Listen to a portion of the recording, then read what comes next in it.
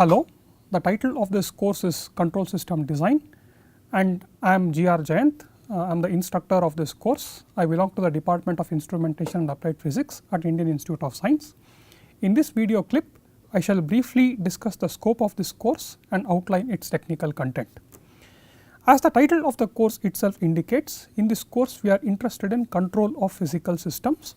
However, this is too broad to be the scope of this course, because one could argue that the goal of all of engineering is to get physical systems to obey our commands, or in other words to control them. However, there are occasions when the systems that we have engineered to obey our command do not exactly obey our command, either because we do not fully understand its working, in other words there is some uncertainty associated with its dynamics, or because there are disturbances in its working environment that prevent it from exactly obeying our command. So, in such a case, what is done is to invest in a sensor and measure the output of this physical system that we want to control and modify the input to the physical system based on the output in such a way that the physical system ultimately ends up obeying our command much better than before and perhaps perfectly if possible. Now, such a technique comes under the ambit of what is known as feedback control. So, in this course we would restrict ourselves to feedback control of dynamic systems. Now, one might wonder which disciplines would be interested in feedback control theory. To answer this question, I first want to note that feedback control is a cross disciplinary subject which is of interest to a range of engineering disciplines, all the way from aerospace engineering to electrical engineering, mechanical engineering, civil engineering and chemical engineering and so on, and also that mathematics is the formal language of feedback control theory. In other words, what one generally does when one wants to control a physical system, which could be in any of these different disciplines, is that one first tries to come up with a reasonably good mathematical model for this physical system.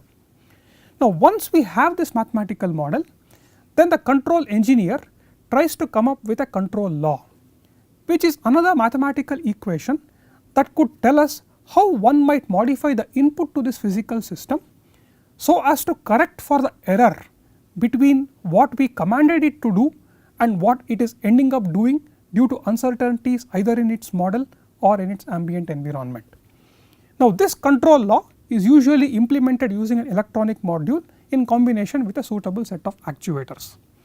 So, to come back to this question as to which physical systems we are trying to control and who might find this subject interesting, the answer is that all engineers who are interested in controlling their physical systems would find this a useful course, because we are starting with the mathematical models of the systems that they are trying to control. Here I want to introduce another restriction to the scope of this course. In this course we would limit ourselves to systems that are linear, time invariant and have a single input and a single output. So, control of linear, time invariant, single input, single output systems would comprise the vast majority of the lectures that would be delivered in this course. There are two strategies that are generally employed to control such systems. One is in the time domain and other is in the frequency domain, where one employs the notion of a transfer function. So, the third restriction on the scope is that this course would focus primarily on transfer function based tools and all control system design and analysis would be performed in the complex plane. So, with this brief preamble on the scope of this course, I shall now discuss about its technical content.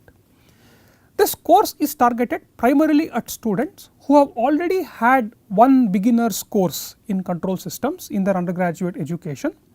Therefore, perhaps students in their third year or fourth year of undergraduate education and above, including masters and PhD students, should be able to follow this course content without any difficulty.